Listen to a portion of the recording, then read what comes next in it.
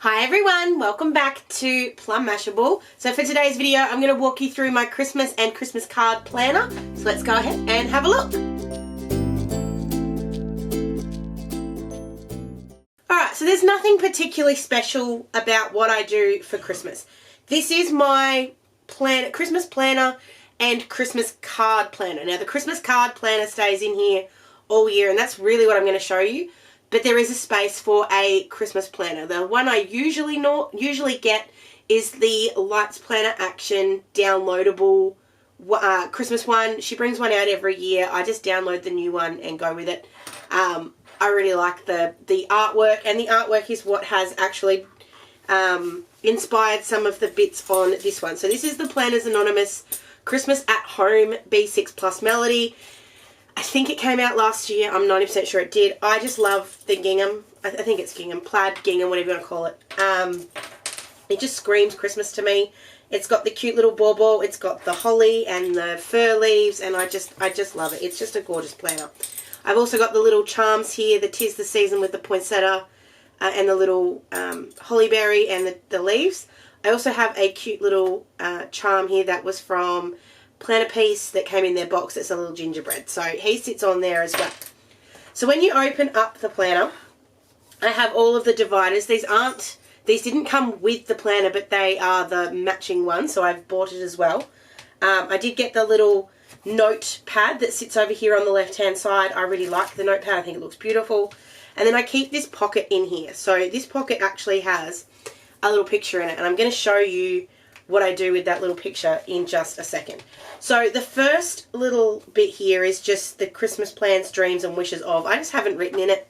I don't like writing on my dividers. I don't know why. It's just a thing. I have stored this one a little bit poorly, and it's got a little bit of a bend to it, but it's easily fixed. I just need to sit it out right. So that first section is there. This is then what I would call my Christmas section. So this is where I will put my Christmas planner when I get it. It hasn't been released this year, and I was looking for it. I think I've thrown it away, which is horrible. I don't usually do it, but I think it was because, I think it was because last year we didn't really do Christmas, but we did. I don't know what I've done with it. It's probably here somewhere in one of my other melodies, and I just haven't been able to find it, but it will go here. What I do have here is some blank B6 dot grid paper. Oh my goodness, who would have thought that was a tongue twister? And I'm going to show you in just a second how I set up my Christmas card planner. Now, I'm one of these people that I make all my Christmas cards, or at least I have been for the last two years or so. But I hate giving someone the same card. To me, if I'm going to give people cards, I'm going to make sure I don't give them the same thing year on year. And because I do have so much Christmas stuff, and it does I don't want to keep buying all new stuff every year, even though I kind of have. To replace that, I have deliberately taken pictures of every single card and stuck it in here so that I can, A, look at what I gave someone last year, but B, I've written some little notes here about how I made it or what things are featured in it. So if I do want to go back and have another look, I can. So I've just, up the top here, and again, I'm going to set this up. I'll set up a page with you in just a sec. I have this set up into 4 sections. So the first one here has the name and address of whoever is getting it. So this is my mum and my stepdad. It has a note section depending on who it is. It will have different ones. So for some people it's got if they've had kids. This is the sort of the main parents. I know that's probably the bad way to look at it, but that's sort of the parents who I'd address the card to, and then from there it's got the other ones. So it also has notes on sort of when they were born. What else have I got in here? No, it's just mainly when they were born. And then this is the first year that I did this. So I have 2021 and I have the card. Now, depending on who gets the card, some of them are a bit special. So if they're a bit special, they get 2 pictures. But it was just the Lawn Fawn Shutter card, the Lawn Fawn Merry Mice, and then the Lawn Fawn Bar Humbug. And that all together came in to make this card. So now I can look it up. But then this year, I can put 2022 in here and I can put pictures and do the same thing. These are just printed out on my home printer. You could use a selfie or a photo printer or a sprocket. I just found this was easier, and because I was printing them all on one day, because I did this all after the fact, it just made it a little bit easier. So just going through and having a look at different photos, I'll do zoomed ins here. So you've sort of got all of the the different kinds I use, and I love that I don't do the same ones. I think that's cool. So the first section is my family. So that's all got all my grandparents, my mum, my dad, my sister, my aunts and my uncles, my cousins, they're all in there. The next section is then Ryan's family. So I've got all of Ryan's family in here. Then I have my friends. So I've got my, I was about to say real friends. That's not what I meant. I have my friends and I have my crafty friends who are also very good friends, but you know what I mean. And then I have my work friends who go in there as well. That's how that's all it is. And then at the back I have like an extra section. This is where I chuck down ideas. I count out how many I need. I have all the different ones.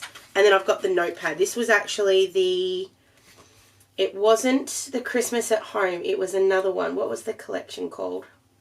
Deck the Halls. It was the Deck the Halls one. I have this planner as well. And then I've got just an extra notepad at the back. I always find that an extra notepad at the back works.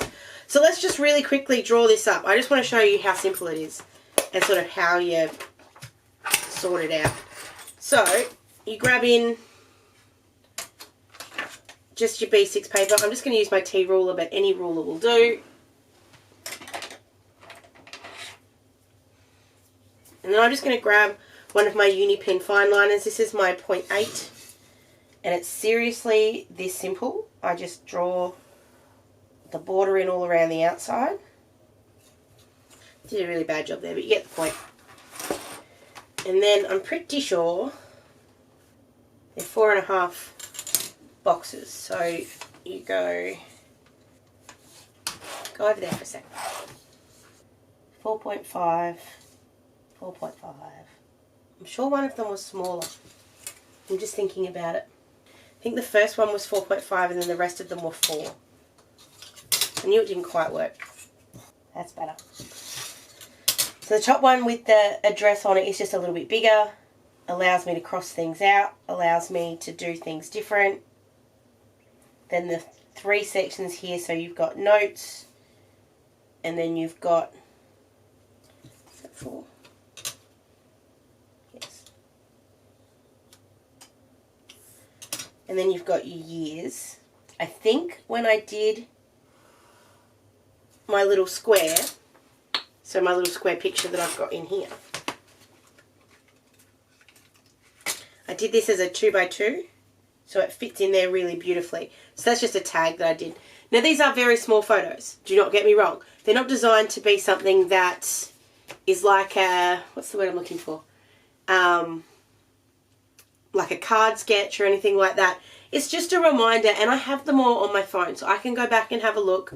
Most of these ones I put up on Instagram at some point or another, so I can just go back and have a look at them. But then all I would do, not with this pen, I'm very particular about which pens I use where. So I've just got the names at the top, and then the address. I put my notes in here, and then I just put 2021 or, and I can move this over, of course, I can have it wherever I like, but, so that was 2021, and then this one would be 2022, and I can just do the same thing on the back. If people continue to get cards, if they stay in my life and they continue to get cards, like my mum will, she'll probably end up with 3 or 4 pages in here, and then I can go back and reference what I've given her every year. This is a thing that I do. I'm not saying for 1 second that everybody needs to do this. If you are someone that doesn't mind, if you make the same card for everybody, then this is probably a bit unnecessary. But if you are someone that does like to make cards for everyone and make sure that they always get something different, then I think this is a really simple way. You don't have to use a B6 planner. You can use any size planner you can like, any size planner that you like. You could use a traveler's notebook. You could use a Hobonichi. You could use any kind of planner that's just sitting around. You could use a notepad. It's really not that, it's not that difficult. It's just more that this is obviously Christmas themed. It just makes me happy. And I do have a lot of these Christmas themed kind of planners, so it's nice to be able to use them for more than just planning Christmas in like the event. I use this all year round because I look at how many cards I need to make and I count them up. And I start to think about, okay, well last year they got, for example, a friend of mine, she got a peas one that the peas spun around. I wouldn't give her a blue backgroundy kind of spinning card this year because she got one last year. I would try something different. For, I think Ryan's grandma and granddad got like a magic iris. I wouldn't give them another one of those this year. I would give them something else. So it's just about being different and making sure I don't give people the same things multiple times. So there we go. This is a very short video, I know, but I just wanted to show you how I set up and how I use my Christmas planner. I am quite happy to move into other planners. Like I said, I've got the Deck the Halls Melody planner as well, and sometimes I flip between. If there happens to be a Christmas planner this year from Planners Anonymous, I probably will end up in that one as well. But it's just not, like, it's an easy thing to pick up and move over. And like I said, you can do it in lots of different planners if you want to. You don't have to do it in this kind. So I hope that gives you some ideas. Oh, sorry. The last thing I just want to add to is that when I say I use it all year round, I also do use it to, because it's got everybody's address in. If I've lost it or if I've misplaced it or if I don't remember it, I know I have the most recent address I had for them because I only sent them a card like 6 months ago. It's going to be in here. So most of the time I know when someone's moved, so I can update it as I go. But I use this to find addresses as well because I don't keep address books. I probably should keep an address planner. But anyway, it's a whole other kettle of fish. So there we go. I know this video was a little bit shorter and a bit more simple. I just wanted to show you how I sort out my Christmas cards. Hope you did enjoy this one. If you did, please give it a big old thumbs up. Don't forget to subscribe. This planner is still available on the Planners Anonymous website. It is still there. You can go and grab one for yourself if you love it because it is absolutely gorgeous. I'll link it down below so you can check it out. I hope you guys have had a wonderful week with me here celebrating Christmas in July. Back next week for something back to being normal. I hope you have a great weekend and I'll catch you in my next video. Sending lots of huggles. Bye!